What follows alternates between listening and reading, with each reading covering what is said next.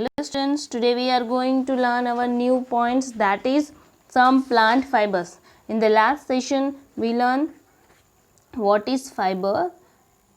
Fiber is a unit of fabrics. So we can say several strands of fibers twisted together and it made yarn. Yarn arranged together and it becomes fabrics. Now from where do we get fibers? From natural sources and from artificial, that is man-made sources. Which are the natural sources? Plants and animals. From plants sources are cotton and jute, and whereas from sheep and we get wool, and from cocoon of silkworm we get silk. Whereas polyester, nylon and acrylic are man-made fibers. So what is natural fibers? The fibers which are obtained from plants and animals are called natural fibers. Whereas the fibers which are synthesized in industry from the simple chemicals are called synthetic fibers. If you want to know about which fabric, you can see in the tag of your clothes. So you come to know which fiber is used in your clothes. Okay. Now come to the point, that is our point, some plant fibers. Okay. Have you ever made wigs of oil lamps? What do you use for making these wigs? This cotton wool. So this cotton wool is also used for filling mattresses, quilts and pillows. Okay. Here. Cotton plants are usually grown at places having black soil and warm climates. Can you name some states of our country where cotton is grown? So these are Gujarat, Maharashtra, Telangana, Andhra Pradesh, Madhya Pradesh, Rajasthan and Haryana. Now look at here. This is a flower of cotton plant. Now what happened?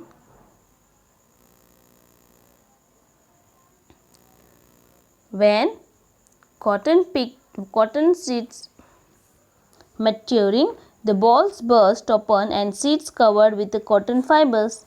Okay. So the cotton picked up from the plants and has seeds in it. These cotton fibers are separated from seeds by combing them. This process is called ginning. Okay. Which process? To separating this cotton and its seeds. See, look at here, inside it there is a seed. To separate this cotton and seed, this process is called ginning. Ginning was traditionally done by hand. Nowadays machine are used for ginning. Now jute plant. Jute fiber is obtained from stem of jute plant. Okay, this is a jute plant. The jute plant needs a plain alluvial soil and standing water. In India, it grows in West Bengal, Bihar and Assam. The jute plant is normally harvested when it is flowering stage. The stems of the harvested plants are then bundled and immersed in water for a few days until they start rotting. Look at here. Jute stems are immersed in water. Okay. Then after some days or after rotting process, what they are doing? Then they separate by hand rotting stems to make a fibers. So this is a which method? Stripping method. Now see, these things are made from jute. Okay. Natural fibers, that is from animals. So we get wool from hair of sheep, goat, rabbit, yak or camel. Hair, then thin layer of skin removed, this is shearing. Wool is used for making warm clothes such as sweaters, capes, shawls, gloves and blankets. How we get silk? We get silk from silkworm which lives on the leaves of mulberry plants. Which plants? Mulberry plants. The larva of silk moth secretes a sticky fluid. What? A larva. This is larva. Okay. It secretes a sticky fluid and becomes silk fiber. The larva then covered with the body with this silk fiber and thus into pupa. This protective covering is called cocoon. Okay. These cocoons are then boiled in water to get silk fiber. Silk is costly fiber and has a very fine quality. See, boiling cocoons. Synthetic or man-made fibers. Synthetic and man-made by humans from chemical. Example: polyester, acrylic, nylon, rayon. Now which are the advantages? Less expensive, durable, readily available, dry up quickly, easy to maintain, do not wrinkle easily, easy to wash. They are elastic and can be easily stretched out. They are strong and can be used to make parachutes and ropes to sustain heavy load. Now, which are the disadvantages? Synthetic fibers melt on heating. So, if the clothes catch fibers, it can be disastrous. The fabric melts and stick to the body, the person wearing it. We should therefore never wear synthetic clothes while working it in the kitchen or the laboratory.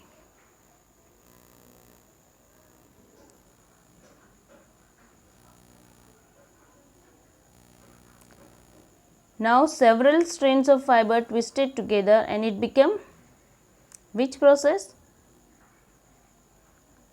We get yarn. We get yarn. Fibers are converted into yarns.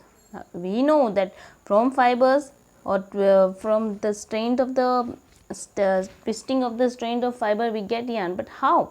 So look at it. This process is called spinning, and from these methods, from spinning method we get yarn from fibers. Okay. Most probably spinning is done manually with charkha. This is charkha or takli. Takli is a simple device to spin on smaller scale, that is other name, smaller scale, whereas machines are used for the spinning, used to spinning yarn on large scale. See, this is a machine and this is charkha by handmade. Now yarn to fabric. Weaving and knitting are used to conversion of yarn to fabric. Okay. Now what is weaving? The process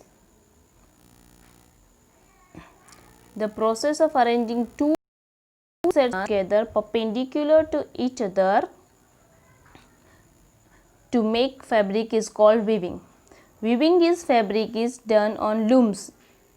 This machine or this device, we can say it looms. The looms are either hand operated or power operated. Okay, this is power operated looms, this is hand operated looms. Now what is knitting? In knitting, a single yarn is used to make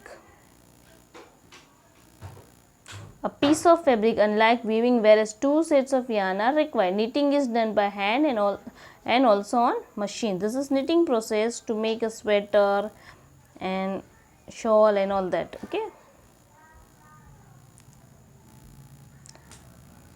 Now from plants and animals and chemicals we get fibers. From spinning we can make yarns, and then from weaving and knitting process we get fabric, and from fabric by the stitching we get clothes. As we know, okay, for the today's session this message. Okay, thank you.